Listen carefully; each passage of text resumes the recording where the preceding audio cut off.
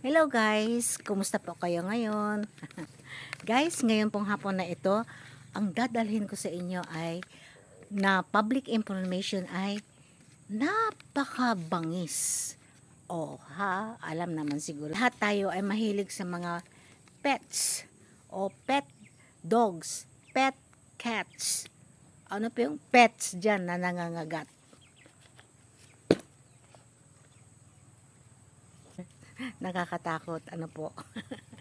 This information is ibibigay sa atin ng ABC o Animal Bite Center.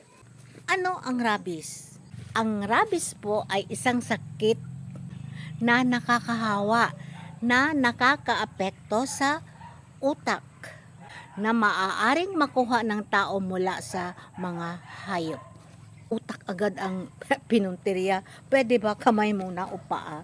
Pero naiimpeksyonan ng rabies virus ang pangunahing ugat sa sistema ng katawan o central nervous system, na siyang nagpapamaga ng utak at nagdudulot ng kamatayan.